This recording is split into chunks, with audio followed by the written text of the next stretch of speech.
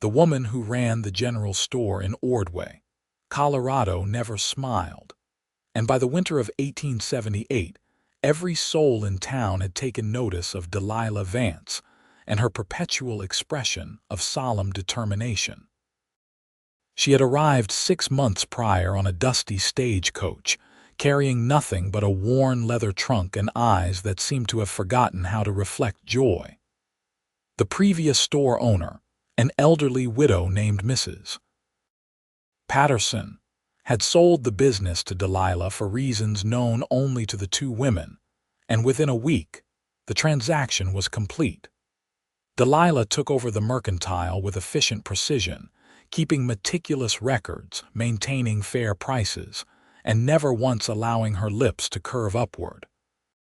She was 22 years old and beautiful in a haunting way that made the unmarried men in town stumble over their words when purchasing flour or nails, but her lack of warmth kept them from lingering too long at the counter. The winter wind howled through the main street of Ordway, carrying with it the smell of snow from the distant mountains.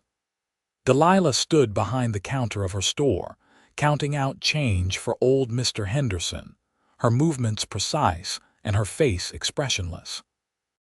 She wore a simple dark blue dress with a high collar, and her auburn hair was pulled back in a tight bun that revealed the elegant line of her neck and jaw.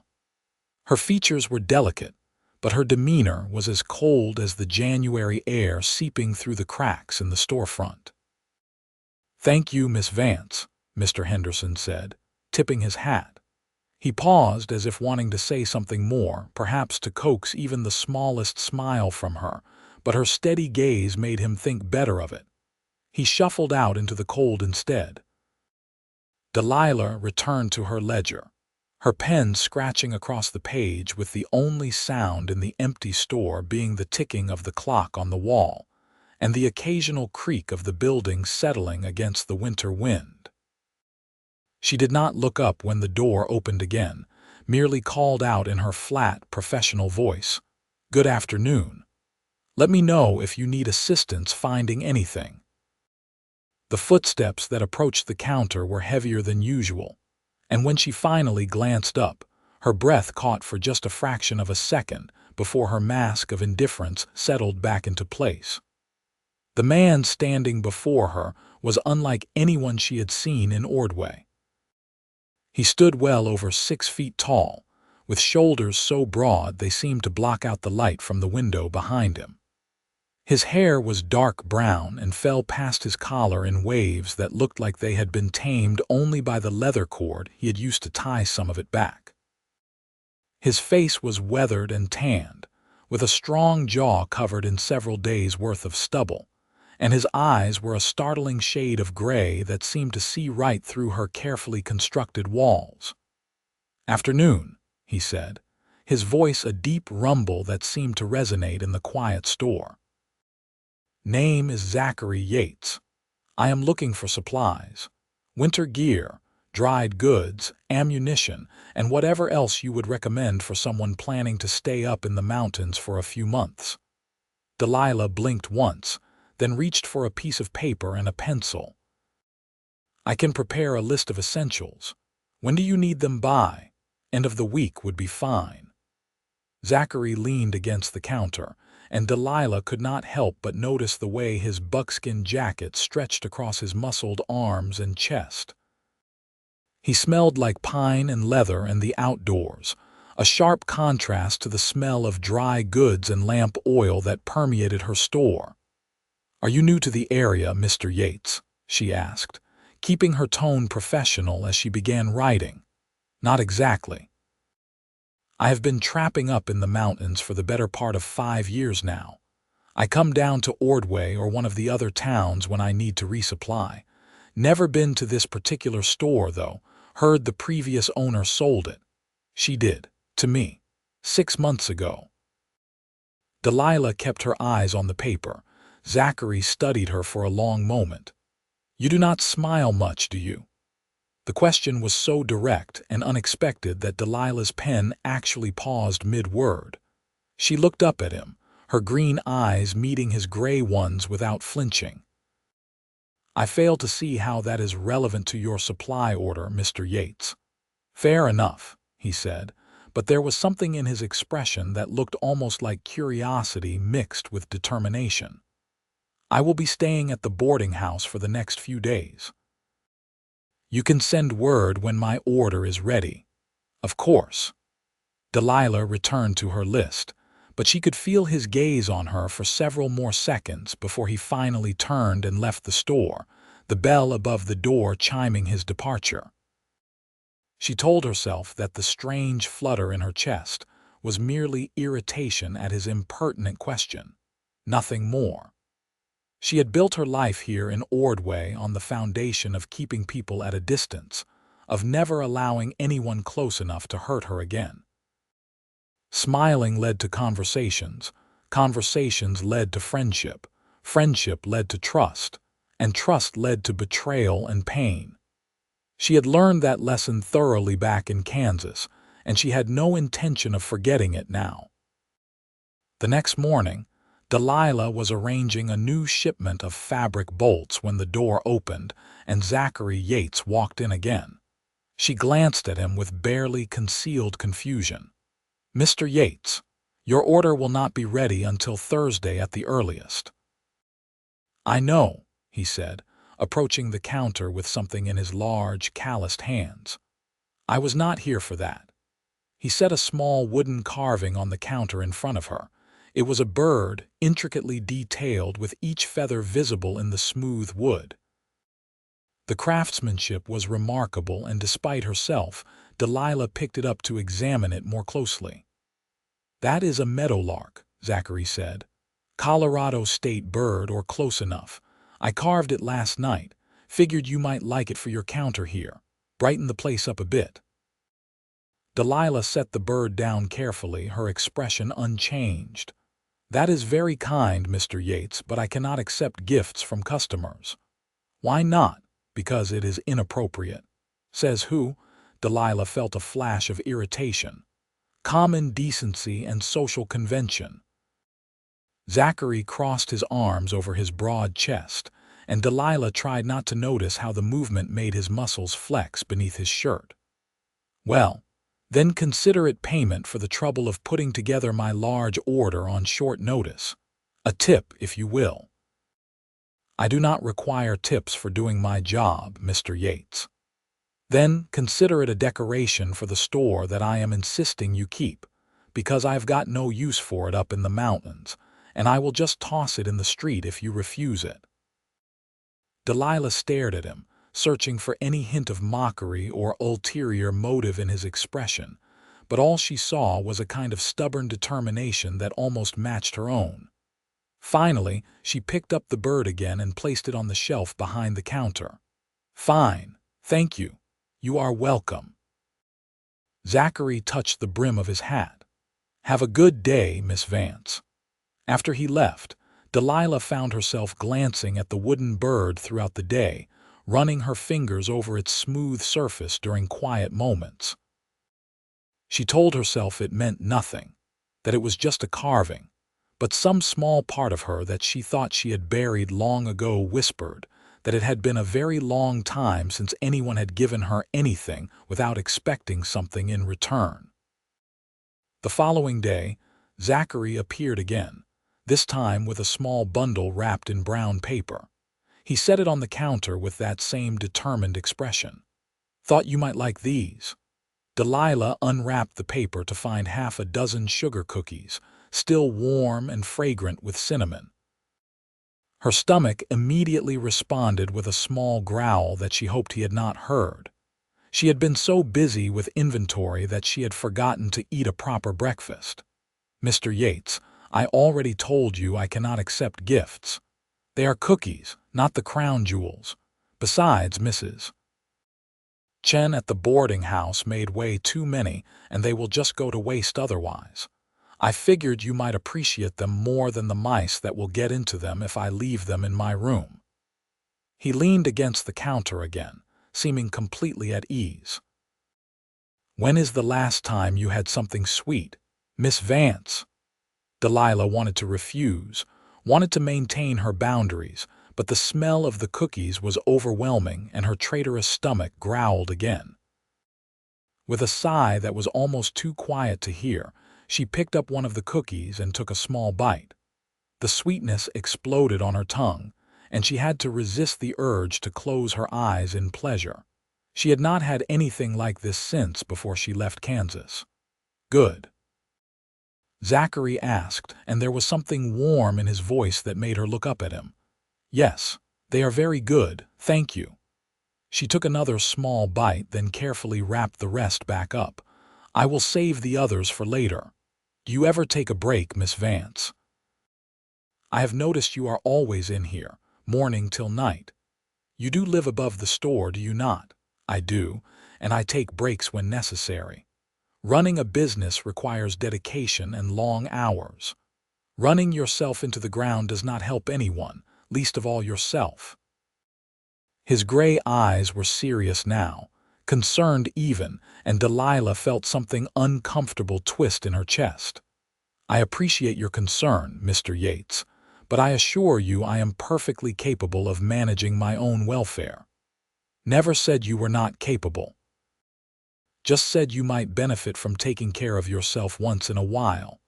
He straightened up, his tall frame towering over the counter. "Your order should be ready by tomorrow, right?"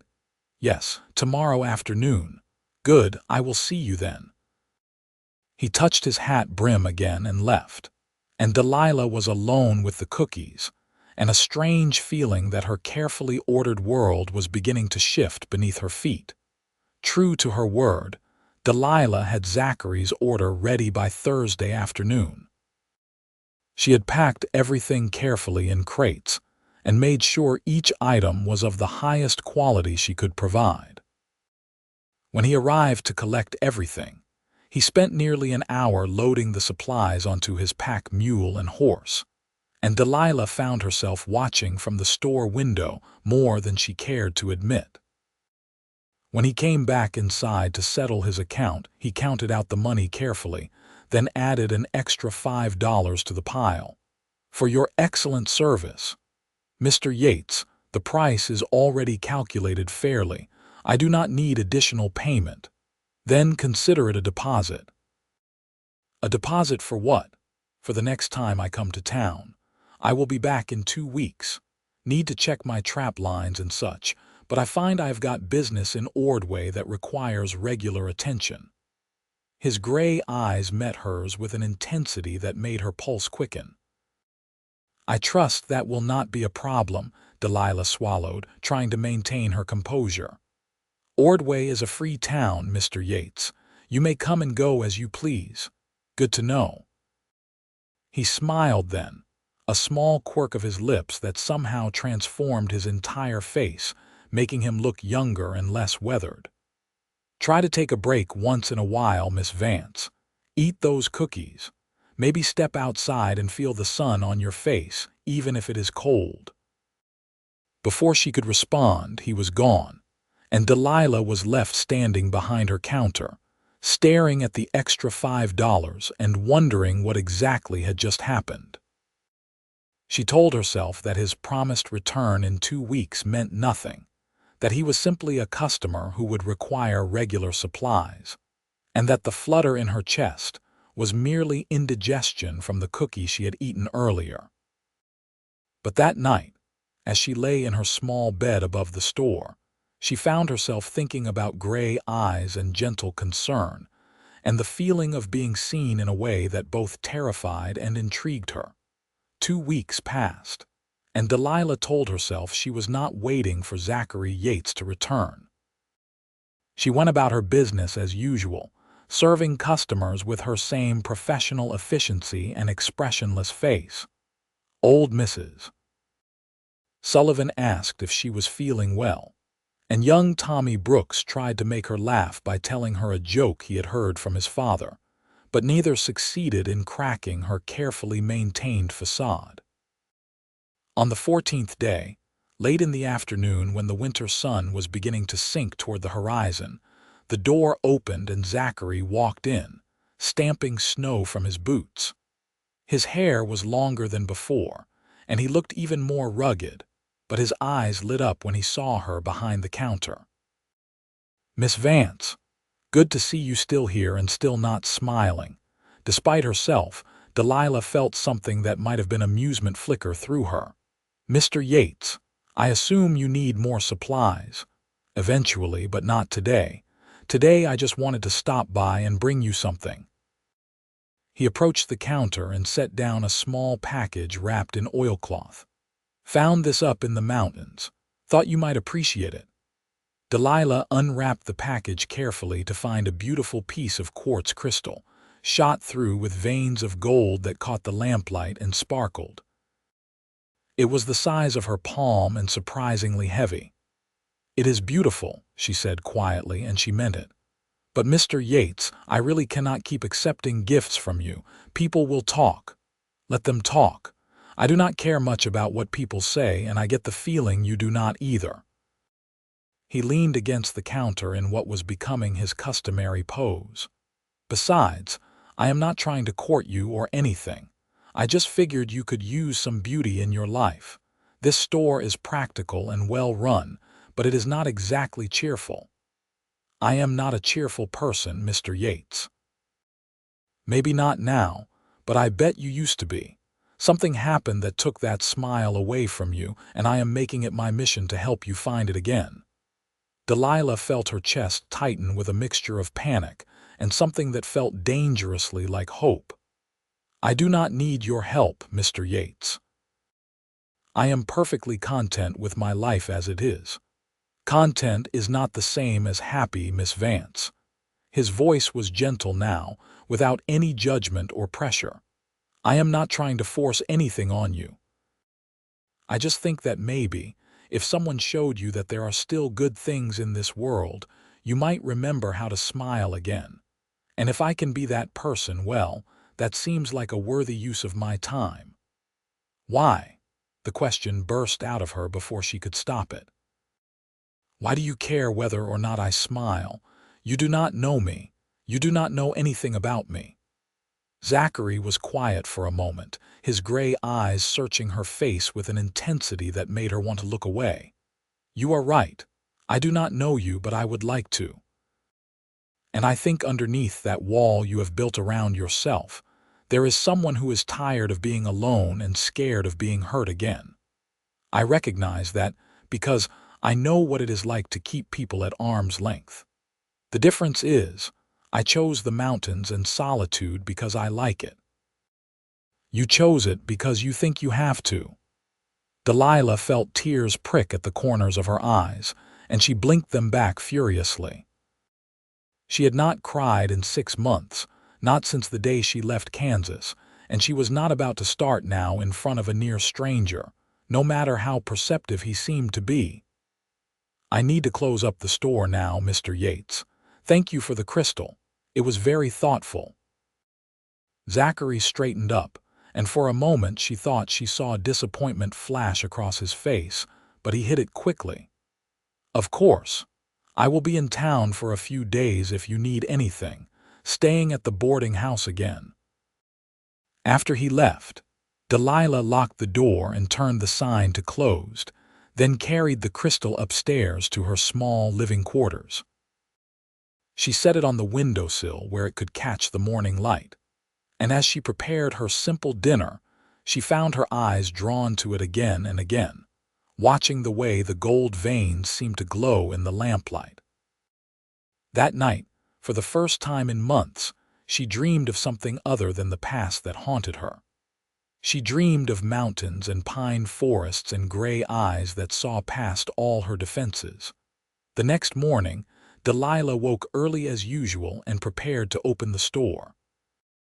She was surprised to find a small bundle on her doorstep when she went to unlock the front entrance. Inside the bundle was a loaf of fresh bread, still warm, and a small note in rough handwriting that read, "Breakfast. Make sure you eat it. ZY." Delilah looked up and down the empty street, but Zachary was nowhere to be seen. She took the bread inside and found herself eating half of it before the first customer arrived, and it was the best bread she had tasted in a long time. This pattern continued for the next 3 days. Each morning, there was something new on her doorstep. The second day brought a jar of honey to go with the bread.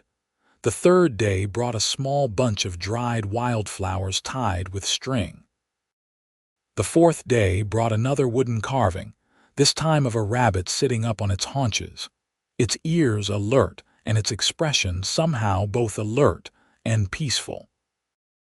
Delilah placed each gift carefully in her living quarters, and though she maintained her expressionless facade during store hours, she found herself looking forward to each morning's surprise with an anticipation she had not felt in a very long time. On the fourth afternoon, Zachary came into the store while she was helping Mrs. Sullivan pick out fabric for a new dress. He waited patiently by the counter, and when Delilah finally finished with her customer, he approached with his usual calm confidence. "Miss Vance, I hope the gifts have been acceptable. They have been very kind, Mr. Yates, but you really must stop. I feel as though I should be paying you back somehow, and I do not have the time or resources for such things. I do not want to be paid back. That is not how gifts work." He tilted his head slightly, studying her face.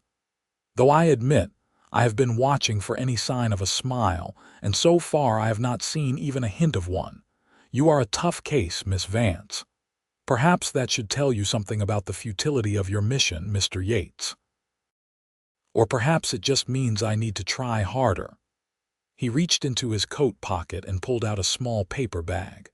"I have got one more thing for you before I head back up to the mountains tomorrow. These are coffee beans from a trader I know.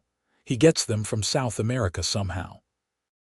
They are supposed to be the best coffee you will ever taste. Thought you might enjoy a good cup in the morning." Delilah took the bag, and despite herself, she brought it to her nose and inhaled. The rich, complex scent of the beans was intoxicating, far better than the standard coffee she usually purchased for herself.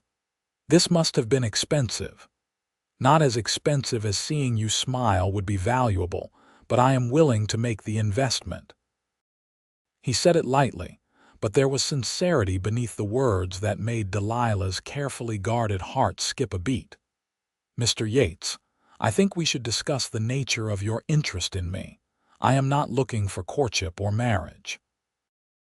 I have built a life here that I am satisfied with, and I have no intention of disrupting it for romantic entanglements that will only end in disappointment and pain."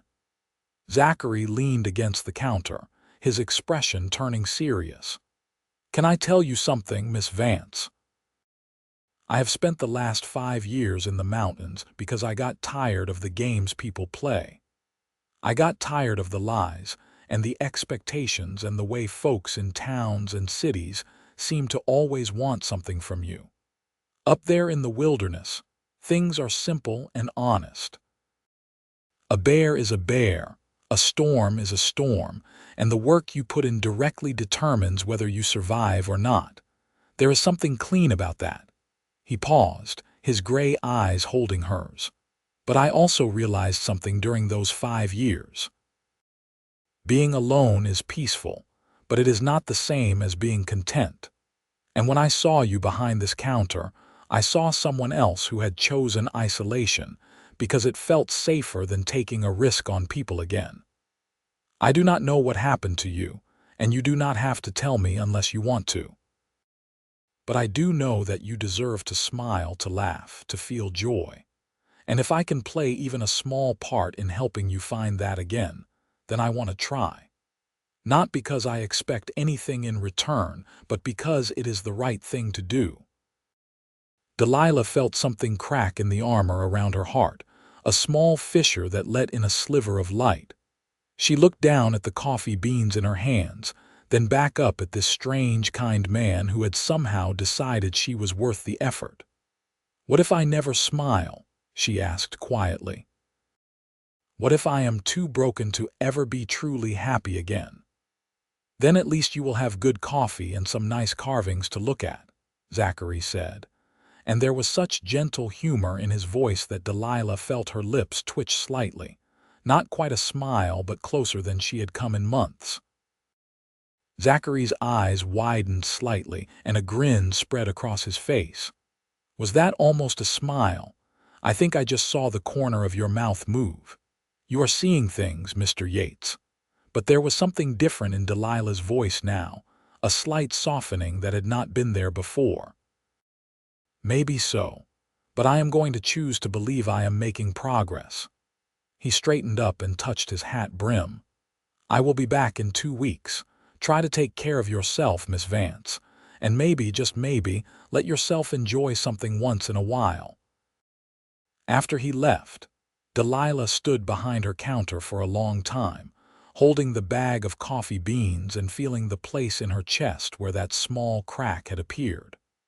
Part of her wanted to seal it back up immediately, to restore her defenses and return to the safe numbness she had cultivated. But another part of her, a part she had thought was dead, whispered that maybe, just maybe, it was time to try living again instead of merely surviving. The 2 weeks until Zachary's return seemed to pass both too quickly and too slowly. Delilah found herself thinking about him at odd moments, wondering what he was doing up in the mountains, whether he was safe, whether he thought about her the way she found herself thinking about him. She scolded herself for such foolishness, but the thoughts persisted anyway.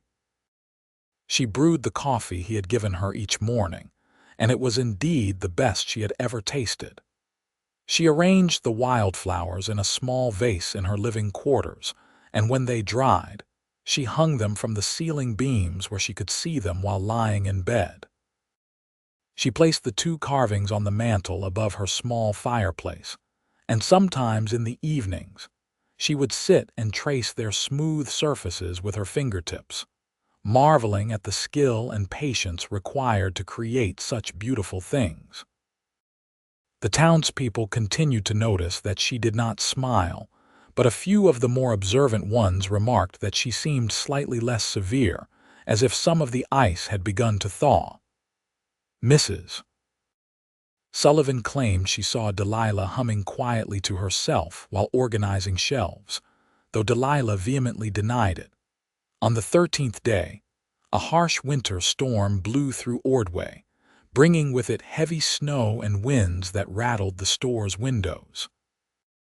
Delilah lay awake that night, listening to the howl of the storm and thinking about Zachary alone in the mountains. Was he safe? Did he have adequate shelter? Would he still be able to make it to town tomorrow as he had promised? The storm passed by morning, leaving the town buried under nearly 2 feet of fresh snow. The streets were largely empty, with most people staying inside by their fires. Delilah opened the store anyway, though she knew there would be few customers. She spent the morning sweeping snow away from the entrance and making sure the paths were clear. She told herself she was not watching for Zachary, but every time the door opened, her heart would leap before settling back down when it was someone else. By late afternoon, as the winter sun began its early descent toward the horizon, she had almost given up hope that he would make it.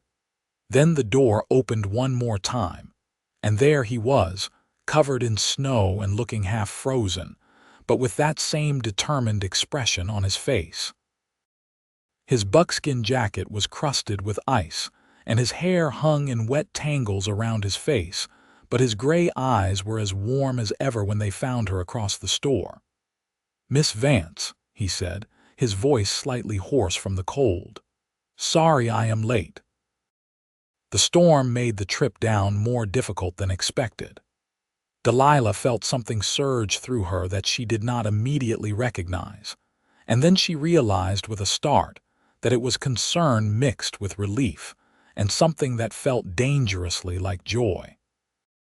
Before she could think better of it, she hurried out from behind the counter. "You should not have traveled in such conditions. You could have been killed. There are places in those mountains where the snow drifts deep enough to swallow a man and his horse whole."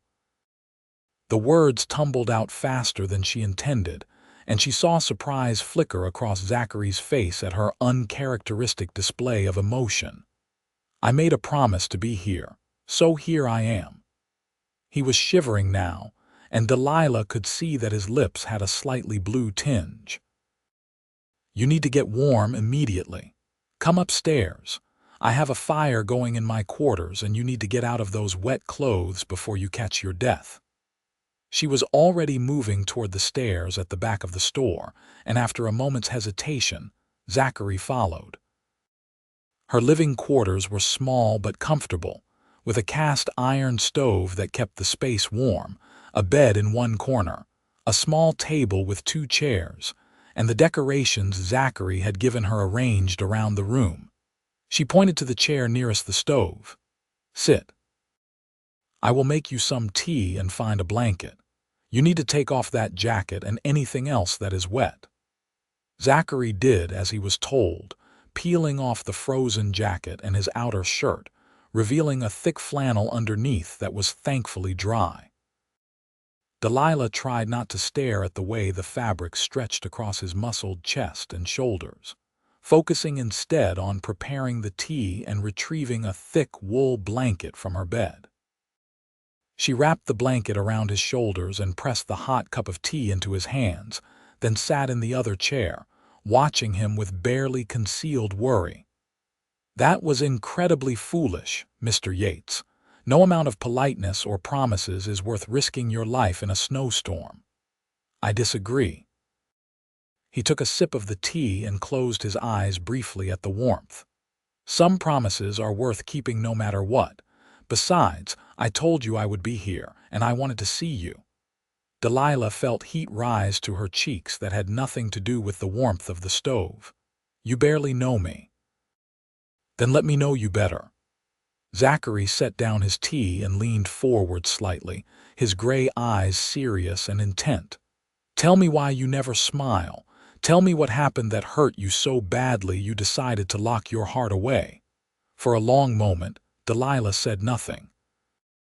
She stared at the flames visible through the stove's grate, watching them dance and flicker, and felt the weight of the past pressing down on her.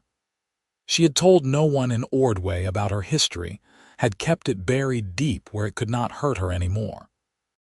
But something about Zachary's presence, about the way he had risked his safety just to keep his word to her, made her want to share the burden she had been carrying alone.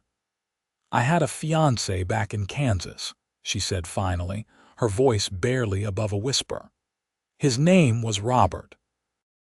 We had known each other since childhood, and everyone in town expected us to marry. I thought I loved him. I thought he loved me."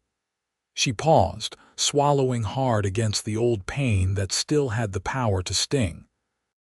3 weeks before our wedding, I discovered he had been courting another woman in the next town over. A woman with more money and better family connections.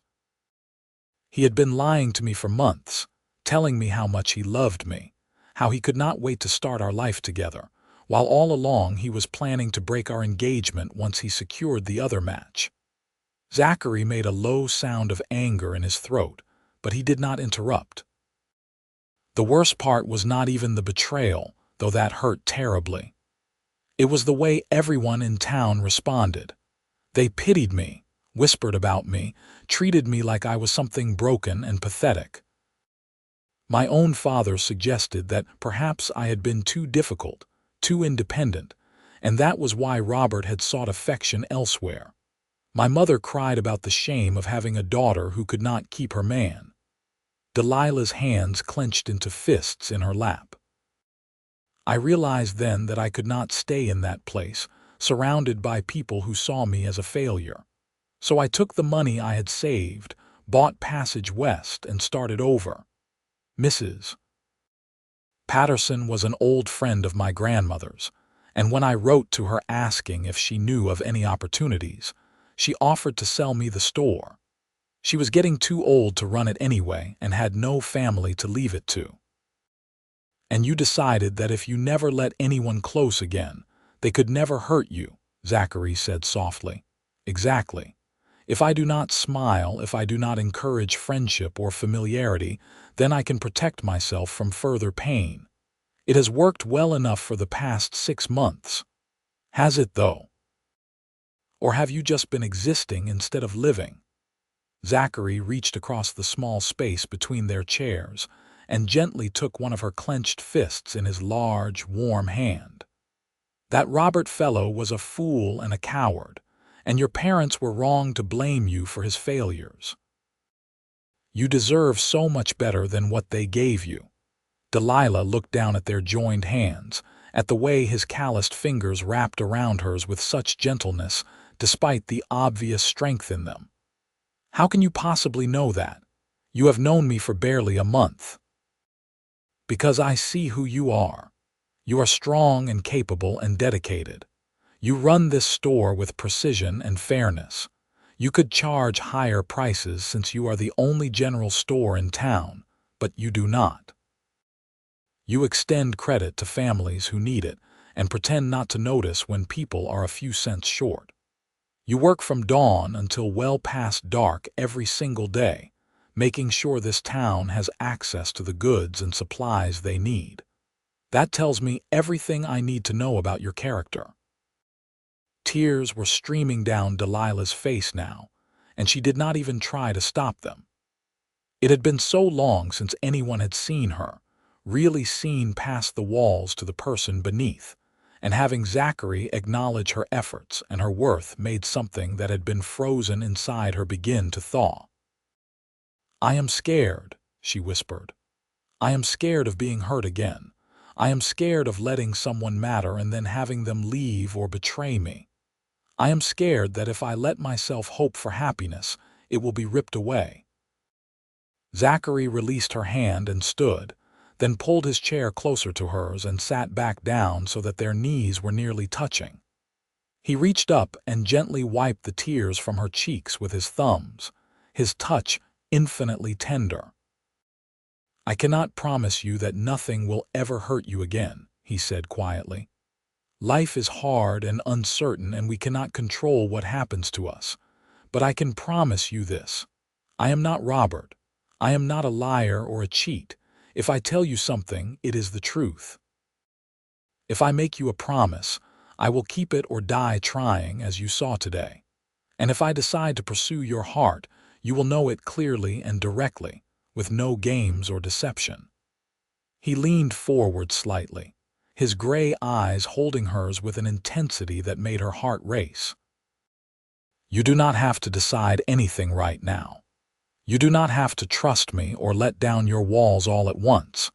But maybe, just maybe, you could consider the possibility that not everyone is like the people who hurt you. Maybe you could give yourself permission to feel again, even if it is scary." Delilah looked into his eyes and saw nothing but sincerity and kindness, and a strength that came not from violence or dominance, but from a deep well of integrity and honor. She saw someone who had chosen to see past her defenses, who had made it his mission to give her reasons to smile, and who had risked his own safety just to keep a simple promise. And for the first time in 6 months, she felt something other than fear and pain. She felt hope. "I do not know how to do this," she said, her voice shaking slightly. "I do not know how to open up again. Then we will figure it out together one day at a time." Zachary smiled at her, that same gentle smile that transformed his weathered face. No pressure, no expectations. Just two people trying to find their way to something better. Delilah took a shaky breath, then did something she had not done in longer than she could remember. She smiled. It was small and tentative and probably looked more like a grimace, but it was real, and the look of pure joy that spread across Zachary's face made it worth the risk. "There it is," he said softly, reverently, as if he had just witnessed something miraculous. "There is that smile I have been working so hard to find." Delilah felt her smile widen slightly despite herself, and then, to her amazement, she laughed. It was a small, rusty sound, as if her vocal cords had forgotten how to produce it, but it was genuine. Zachary laughed too, and the sound filled her small living quarters with warmth that had nothing to do with the fire in the stove. They sat together for a long time, talking quietly as the winter darkness fell outside and the fire crackled in the stove. Zachary told her about his life in the mountains, about the beauty and the danger and the profound solitude that had both healed and isolated him. Delilah found herself telling him more about her childhood in Kansas, about the dreams she had once had before Robert had crushed them, about her hopes for the store and her new life in Colorado. When Zachary finally left to return to the boarding house, his clothes mostly dry and his body warmed through, he paused at the door and looked back at her. "Can I take you to dinner tomorrow night? There is a restaurant 2 streets over that Mrs. Chen told me serves excellent food." Delilah felt fear flutter in her chest. The instinct to say no and retreat back behind her walls almost overwhelming. But then she remembered the feel of his hand holding hers, the way his eyes had shone when she finally smiled, and the gentle patience he had shown in drawing her out of her self-imposed prison. "Yes," she said, and the word felt like both a surrender and a victory. "I would like that." The smile Zachary gave her was brilliant enough to rival the sun, and after he left, Delilah found herself touching her own lips, feeling the unfamiliar curve of a smile that lingered long after he was gone. The next day passed in a strange blur of anticipation and nervousness. Delilah caught herself humming while restocking shelves, and when Mrs. Sullivan came in for supplies, she actually made small talk beyond the bare minimum required for the transaction. Mrs. Sullivan looked so shocked that Delilah nearly laughed, but she managed to maintain enough composure to simply finish the sale with a small smile. As evening approached, Delilah closed the store earlier than usual and went upstairs to change. She had few dresses suitable for dining out, but she selected the nicest one she owned, a deep green dress with cream-colored lace at the collar and cuffs. She took her hair down from its usual severe bun and arranged it in a softer style, with some of the auburn waves framing her face. When she looked at herself in the small mirror above her wash basin, she barely recognized the woman staring back at her. Her green eyes seemed brighter somehow, and there was color in her cheeks that had nothing to do with the cold. Zachary arrived precisely when he said he would, and Delilah answered the back door to find him cleaned up and dressed in what were obviously his best clothes. He wore dark trousers and a clean white shirt under a wool vest, and he had trimmed his beard and tied his long hair back neatly. But it was the look in his eyes when he saw her that made Delilah's breath catch, a look of pure admiration and appreciation that made her feel beautiful for the first time in longer than she could remember. "Miss Vance, you look lovely," he said, offering his arm. "Thank you, Mr. Yates. You clean up rather well yourself." She took his arm, feeling the solid muscle beneath the fabric and the warmth of his body, even through the layers of clothing. They walked through the snowy streets of Ordway together, and Delilah was acutely aware of the curious looks from the townspeople they passed. She knew that by tomorrow morning, everyone would know that the woman who never smiled had been seen dining out with the mountain man, and normally that would have filled her with anxiety. But with Zachary's steady presence beside her, she found she did not care as much as she thought she would. The restaurant was small but warm and inviting, with red checked tablecloths, and the smell of roasting meat and fresh bread filling the air. The proprietor, a friendly man named Mr. Larson, showed them to a table near the window, and Zachary pulled out Delilah's chair for her before taking his own seat. They ordered dinner, and then sat talking quietly while they waited for the food. Zachary asked her about the store, about her plans for expansion, about what she hoped to achieve in Ordway. Delilah found herself sharing dreams and ideas she had not articulated even to herself, and Zachary listened with genuine interest, asking thoughtful questions and offering suggestions based on his own experiences trading with various towns and settlements. When the food arrived, it was delicious. They had beef stew with fresh vegetables, crusty bread with butter, and apple pie for dessert. Delilah ate slowly, savoring each bite and the simple pleasure of sharing a meal with someone whose company she genuinely enjoyed. She realized with a start that she had not felt this relaxed or content since before Robert's betrayal, and the thought made her pause mid-bite. "You all right?" Zachary asked, noticing her expression. "Yes, I am just realizing how much I have been missing without even knowing it." This feeling of being at ease with another person, of enjoying their company without constantly watching for signs of deception or ulterior motives. I had forgotten what it felt like. Zachary reached across the table and took her hand, his thumb rubbing gentle circles on her palm.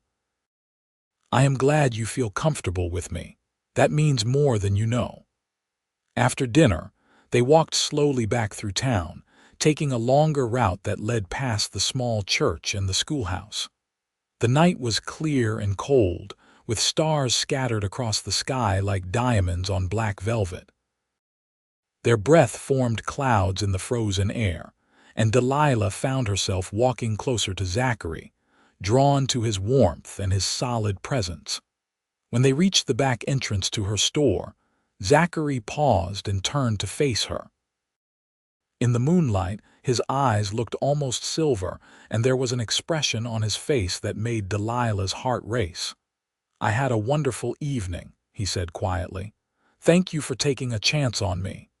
I should be thanking you. You are the one who would not give up, who kept bringing me gifts and showing me kindness even when I gave you no encouragement whatsoever. You gave me more encouragement than you realized. Every time you accepted one of my gifts, every time you let me see even a tiny crack in your armor, that was encouragement enough to keep trying." He reached up and gently tucked a loose strand of hair behind her ear, his fingers lingering on her cheek. "Can I see you again?" "Maybe tomorrow if you have time." "I would like that," Delilah said, and then, feeling bold, she rose up on her toes and pressed a quick kiss to his cheek. It was brief and chaste, but it was intentional, and the look of surprised delight on Zachary's face made her smile. "Good night, Zachary." "Good night, Delilah." It was the first time they had used each other's given names, and as Delilah climbed the stairs to her quarters, she felt as if she were floating.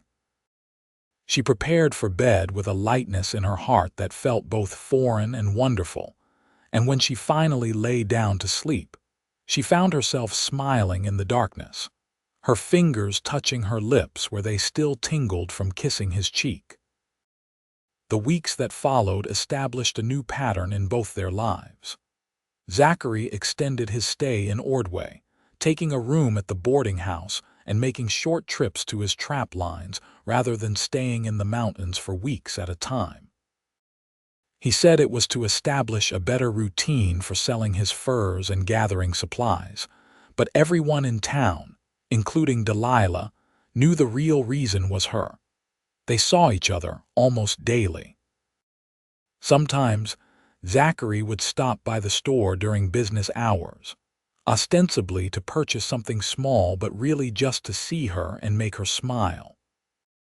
Other times, he would arrive in the early evening after she closed, and they would have dinner together, either at the restaurant or in her quarters where Delilah would cook simple meals that Zachary praised extravagantly. On Sundays, when the store was closed, they would walk together through the town and the surrounding countryside, bundled against the cold and talking about everything and nothing. Delilah found herself changing in ways both subtle and profound. She smiled more often, not just at Zachary but at her customers and neighbors. She laughed at jokes and engaged in friendly conversations. She allowed herself to feel again, to experience joy and hope and anticipation. The walls she had built so carefully around her heart began to crumble, and though it was sometimes frightening, it was also liberating. The town noticed the change, of course. Mrs. Sullivan declared it a miracle and took credit for it since she had apparently been praying for Delilah's happiness. Old Mr. Henderson said he always knew the right man would come along eventually. Young Tommy Brooks said it was weird to see Miss Vance smile, but also kind of nice. But not everyone was happy about the development. There were a few unmarried men in town who had harbored hopes of courting Delilah themselves once she thawed enough to be approachable, and they viewed Zachary with resentment and jealousy.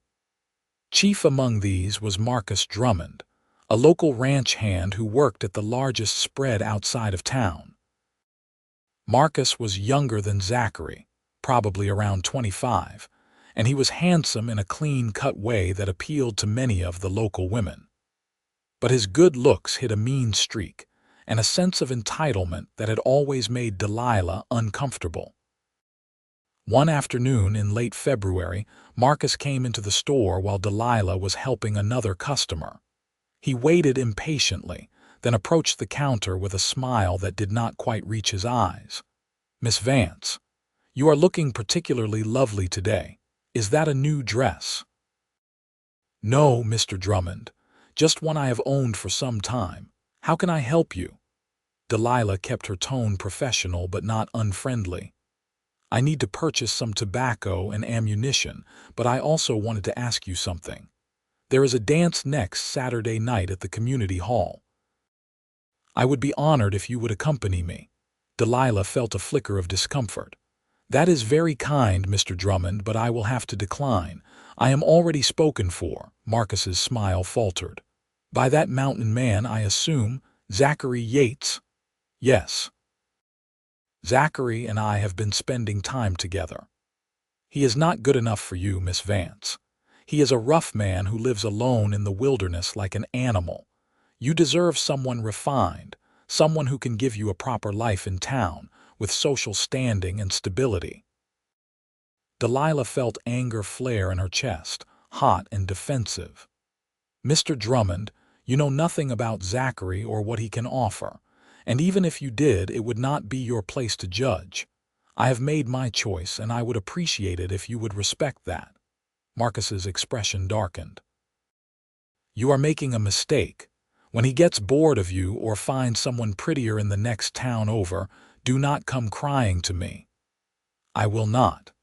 Now, do you still want to purchase tobacco and ammunition, or was your only purpose here to insult my judgment?" Marcus bought his supplies in tense silence and left without another word. But Delilah could feel his angry gaze on her through the store window as he mounted his horse and rode away. She felt shaken by the encounter, not because she doubted Zachary, but because it reminded her of the whispers and judgment she had faced back in Kansas. The old fears threatened to resurface, whispering that maybe she was making another mistake, that maybe she was trusting too easily again. That evening, when Zachary arrived for dinner, Delilah was quieter than usual. He noticed immediately, his perceptive gray eyes studying her face with concern. "What is wrong? Did something happen?"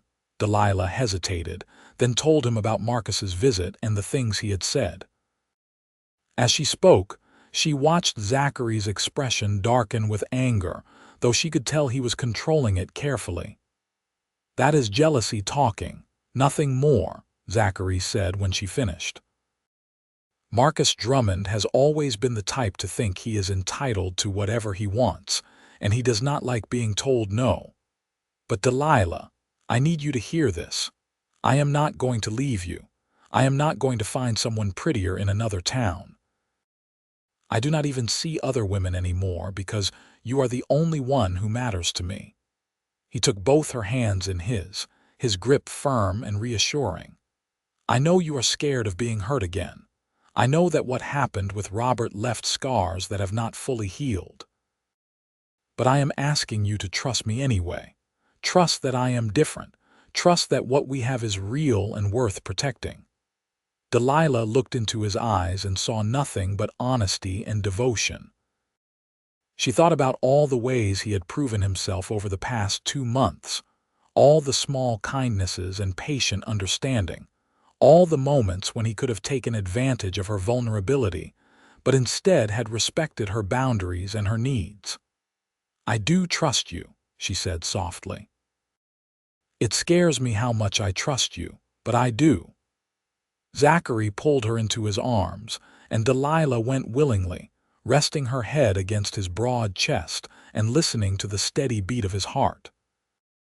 She felt safe there, protected, and for the first time since Robert's betrayal, she allowed herself to fully believe that she could have this, that she could have someone who truly loved and cherished her.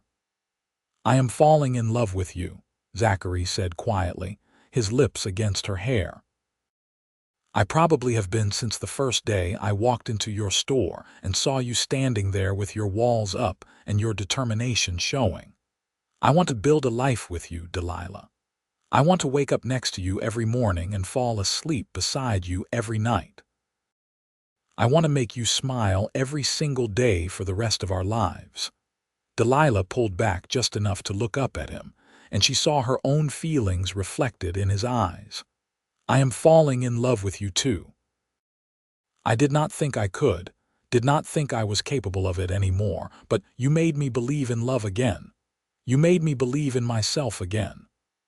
Zachary cupped her face in his large, calloused hands and kissed her. It was gentle at first, tentative, as if he were asking permission. Delilah answered by wrapping her arms around his neck and kissing him back with all the pent-up emotion and longing she had been holding inside. The kiss deepened, becoming more passionate, and Delilah felt as if she were melting into him, as if they were two pieces finally coming together to form something whole and complete. When they finally broke apart, both breathing heavily, Zachary rested his forehead against hers. "Marry me," he said, and it was not really a question so much as a statement of intent, of desire, of absolute certainty. "Yes," Delilah answered without hesitation, and the smile that spread across her face was radiant, the kind of smile she had once thought she would never feel again. They were married 6 weeks later in early April, when the snow had melted and the first wildflowers were beginning to bloom in the meadows outside of town. The ceremony took place in the small church in Ordway, with half the town in attendance. Mrs. Sullivan wept happy tears, and old Mr. Henderson gave Delilah away since her own father had refused to make the journey from Kansas. Tommy Brooks served as one of the witnesses, standing tall and proud in his Sunday best. Delilah wore a simple white dress that she had sewn herself, with lace at the collar and cuffs, and wildflowers in her hair. Zachary wore his best clothes, his long hair neatly tied back and his beard freshly trimmed, and the look in his eyes when he saw her walking down the aisle made Delilah feel like the most beautiful woman in the world. They spoke their vows clearly and firmly, promises of love and fidelity and partnership that they both intended to keep for the rest of their lives. When the minister finally pronounced them husband and wife, Zachary kissed Delilah with such tenderness and joy that several people in the congregation sighed with romantic approval. The reception was held at the community hall, with food and music and dancing. Delilah found herself laughing and smiling more than she had in years, surrounded by people who had become her friends and neighbors, celebrating the beginning of her new life with the man she loved. Even Marcus Drummond was there, though he kept his distance and left early, his expression sullen. When the celebration finally wound down, Zachary and Delilah returned to the store, which would continue to be their home at least for the immediate future. Zachary had already moved most of his belongings into Delilah's quarters, and they had discussed plans to eventually build a small house on some land he owned near the base of the mountains. close enough to town for Delilah to run the store but far enough away for the privacy and connection to nature that Zachary needed. Their wedding night was everything Delilah had hoped for, tender and passionate and full of whispered words of love. Zachary was gentle with her, patient and considerate, making sure she felt cherished and safe. And when they finally came together as husband and wife, Delilah felt a sense of completion and rightness that went beyond the physical, as if her soul had finally found its home. The months that followed were among the happiest of Delilah's life. She continued to run the store, but now she had Zachary's help and support. He built additional shelving and made repairs to the building that had been neglected. He negotiated better deals with suppliers using his connections from years of trapping and trading. And most importantly, he made sure that Delilah took breaks and took care of herself, often appearing in the middle of the day with lunch or a reason to step outside and enjoy the sunshine. They worked together on plans for their house, spreading drawings and sketches across the kitchen table in the evenings and debating the merits of various designs. Zachary wanted a large fireplace and a workshop where he could do his carving during the winter months. Delilah wanted a garden and a proper kitchen with plenty of storage. They compromised and adjusted until they had a plan that satisfied both of them, and then Zachary began the work of clearing the land and preparing the foundation. By late summer, the house was beginning to take shape. Zachary did most of the construction himself, though several men from town came to help with the heavier work like raising the walls and setting the roof beams. Delilah would visit the site after closing the store, bringing dinner and watching as her husband, shirtless and gleaming with sweat, wielded an axe or hammer with the easy strength that never failed to make her heart race. The muscles in his arms and back would flex and bunch with each movement, and Delilah found herself fascinated by the raw masculinity and physical power he possessed, even as she appreciated the gentleness with which he always treated her. On one particularly warm evening in August, Delilah was sitting on a log near the construction site, watching Zachary work on the interior walls, when she felt a wave of nausea wash over her. She stood quickly, moving away from the smell of sawdust and fresh-cut wood, and Zachary noticed immediately. "Delilah, are you all right?" He was at her side in an instant, his work forgotten. "I am fine. Just felt a bit queasy for a moment." She took a deep breath of fresh air, and the nausea subsided slightly. Zachary studied her face with concern, then his expression shifted to something that looked like hope mixed with wonder. "How long has this been going on?" "A few days." "I thought perhaps it was something I ate, but it keeps happening, usually in the evenings." Delilah paused, doing rapid calculations in her head, and then her eyes widened as realization struck. Oh, I think I might be pregnant." The smile that spread across Zachary's face was incandescent. He let out a whoop of joy and picked Delilah up, spinning her around carefully before setting her back down and kissing her soundly. "We are going to have a baby. We are going to be parents." Delilah felt tears of happiness streaming down her face. Yes, we are. I cannot believe it.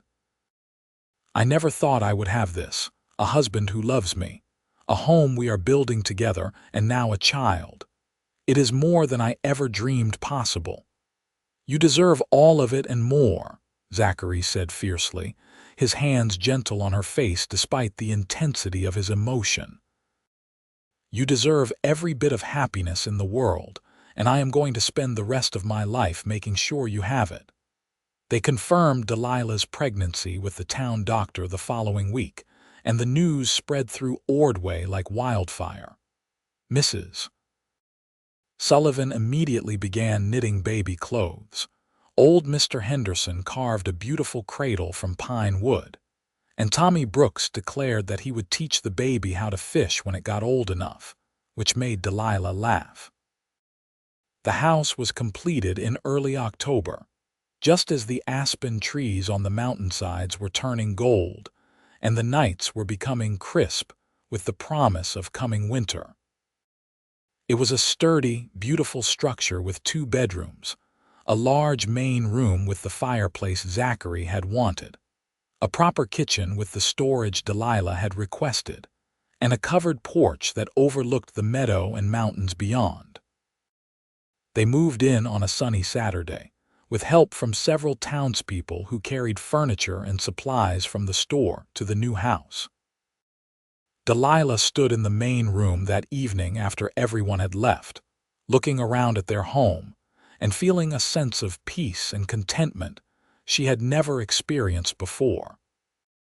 The walls still smelled of fresh wood, and the fire in the hearth crackled cheerfully, casting dancing shadows across the floor.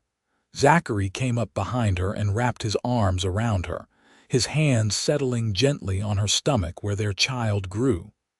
"What are you thinking?" "I am thinking about how far I have come. A year ago, I was alone and determined to stay that way, convinced that happiness was not meant for me. And now I have you and this house and our baby on the way. I keep waiting for something to go wrong, for this all to be revealed as some kind of dream or cruel trick. It is real, Delilah. This is your life now, our life, and nothing is going to take it away." Zachary turned her in his arms so she was facing him. "You never smile," they said. "Everyone in town noticed how sad you were, how closed off, and I made it my mission to give you reason to smile daily. I think I have succeeded, would you not say?" Delilah smiled up at him, that brilliant, joyful smile that came so easily now. "You have more than succeeded. You have given me reasons to smile every moment of every day. You saved me, Zachary. You showed me that I could trust again, that I could love again, that I could be happy again. You saved yourself, Delilah. I just gave you a reason to try. The strength and courage to open your heart again, that came from you." He kissed her forehead, then her nose, then her lips. "I love you more than I can possibly express. I love you too, so much." They made love that night in their own bed, in their own house, with the fire burning low and the stars visible through the window. And as Delilah fell asleep afterward in Zachary's arms, she thought about the journey that had brought her here and the future that stretched ahead, full of promise and possibility. The winter that followed was cold but beautiful. Delilah continued to run the store, though she hired a young woman named Sarah to help with the heavier work as her pregnancy progressed. Zachary worked on various projects around the house and made occasional trips to check his trap lines, but he was always home by evening, never wanting to leave Delilah alone for too long. They fell into comfortable routines, the kind that mark a successful marriage. They cooked together, with Zachary doing the heavy chopping and Delilah doing the seasoning and timing. They read together by the fire in the evenings, taking turns reading aloud from whatever books they could acquire. They talked for hours about everything and nothing, learning each other's thoughts and dreams and fears on a level that went deeper than physical intimacy. Delilah's pregnancy progressed normally, and by February, she was obviously expecting, her stomach round and firm beneath her dresses. She felt the baby move for the first time during a snowstorm, a flutter like butterfly wings against her ribs, and she grabbed Zachary's hand and placed it on her stomach so he could feel it too. The look of awe and wonder on his face made her fall in love with him all over again. Marcus Drummond had left Ordway in November, taking a job at a ranch farther south, and Delilah was relieved not to have to deal with his resentment and jealousy anymore. The rest of the town had embraced her transformation from the woman who never smiled to the happy, expectant mother, who was always ready with a kind word and a laugh.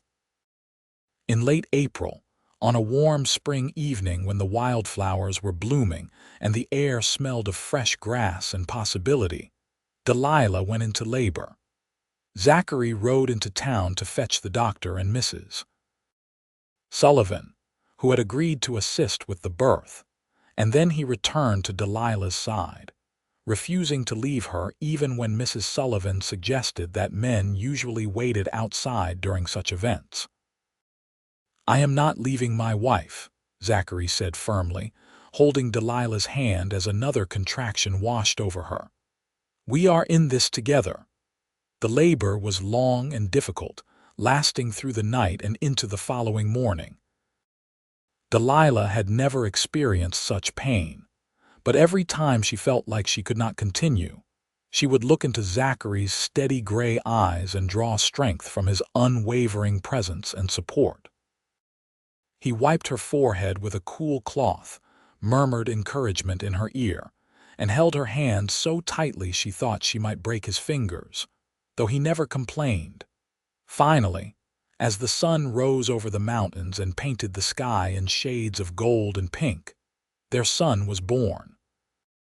He came into the world with a lusty cry that announced his displeasure at being removed from his comfortable home, and when the doctor placed him on Delilah's chest, she wept with a mixture of exhaustion and overwhelming love. "You did it," Zachary said, his own eyes wet with tears as he looked at his wife and newborn son. "You are amazing. He is perfect. Look at him." The baby was indeed perfect, with a shock of dark hair and eyes that would eventually turn the same gray as his father's. He had Zachary's strong features and Delilah's delicate bone structure, and when he wrapped his tiny hand around Zachary's finger, the mountain man looked like he might dissolve into tears. "What should we name him?" Delilah asked, exhausted but happier than she had ever been in her life. "I was thinking James, after my grandfather. James Yates." Zachary looked at her hopefully. "James is perfect," Delilah agreed, and it was settled. The weeks that followed were a blur of sleepless nights and constant feedings, but neither Delilah nor Zachary would have traded them for anything. They took turns walking James around the house when he was fussy, sang him lullabies in the middle of the night, and marveled over every tiny change in his expression or behavior. The town embraced young James with the same enthusiasm they had shown for his parents' courtship and marriage. Mrs. Sullivan visited weekly with new knitted items, despite the fact that James already had more clothes than he could possibly wear before outgrowing them. Old Mr. Henderson carved toys that James would not be able to play with for months, but that were beautiful nonetheless. Tommy Brooks, now 15 and trying to be very grown up, declared himself James's official protector, and could often be found sitting on the porch of the Yates house, whittling wood and keeping watch. Delilah reduced her hours at the store, giving Sarah more responsibility and coming in only a few days a week. She found that she much preferred being home with Zachary and James, creating a life that was rich with love and simple pleasures. She had once thought that success meant running a profitable business and being independent and self-sufficient, but she had learned that true success was about connection and love, and allowing yourself to be vulnerable enough to accept help and support from others. As summer turned to fall and fall turned to winter, the Yates family settled into their life together. Zachary continued his trapping and trading, but he structured his schedule around his family, never leaving for more than a day or two at a time. Delilah continued to run the store, but she had learned to delegate and to prioritize her own health and happiness alongside her business responsibilities. On a cold December evening, almost exactly 2 years after Zachary had first walked into Delilah's store and made it his mission to make her smile, they sat together by the fire in their home. James was sleeping peacefully in his cradle nearby, his small chest rising and falling with each breath. Delilah was curled against Zachary's side, his arm wrapped around her shoulders, and they were watching the flames dance in the hearth. "You remember what I said to you the first time I walked into your store?" Zachary asked quietly. "You asked me if I ever smiled," Delilah said, turning to look up at him. "And I told you it was none of your business. You were so prickly and defensive. I thought to myself, that woman has been hurt badly and someone needs to show her that the world still has good things in it. I decided I was going to be that someone.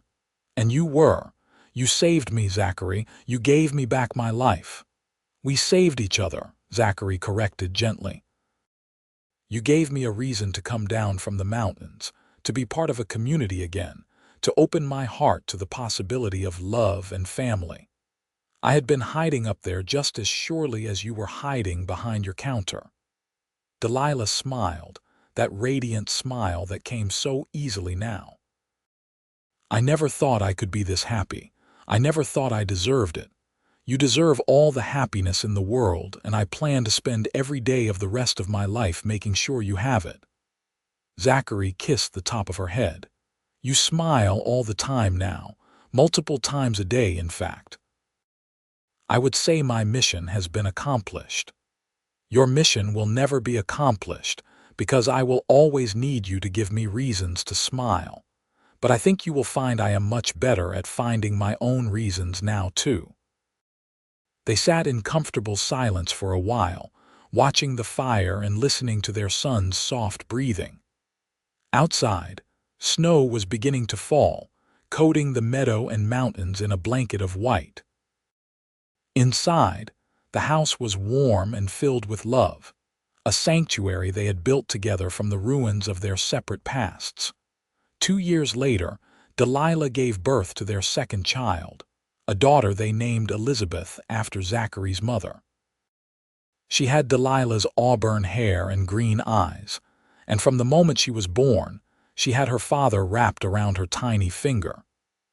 James, now 3 years old, was initially skeptical about this new addition to the family but quickly became fiercely protective of his baby sister.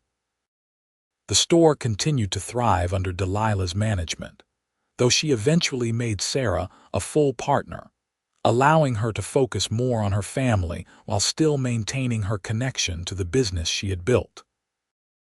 Zachary's trading business also grew, and he became known throughout the region as a fair and honest dealer, someone whose word could be trusted absolutely. They added on to the house as their family grew, building an additional bedroom and expanding the kitchen.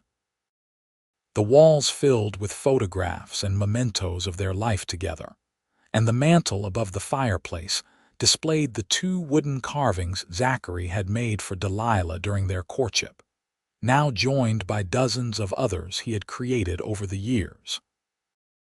As the children grew, Zachary taught them about the mountains and wilderness, taking them on camping trips and teaching them to fish and hunt and respect nature. Delilah taught them to read and do arithmetic, preparing them for school and instilling in them a love of learning. Together, they taught their children about love and trust, and the importance of choosing to be vulnerable even when it is scary. James grew tall and strong like his father, with the same steady gray eyes and quiet strength. Elizabeth inherited her mother's intelligence and determination, along with her father's connection to the wild places. Both children were raised knowing that their parents had found each other when both were lost, that their mother had once forgotten how to smile, and that their father had made it his mission to help her remember. On their 10th wedding anniversary, Zachary surprised Delilah with a special gift. He led her outside to where a new structure stood in the meadow, a gazebo made of carefully selected and carved wood, with wildflowers planted all around it. Inside the gazebo was a bench, and carved into the back of the bench were words that made Delilah's eyes fill with tears.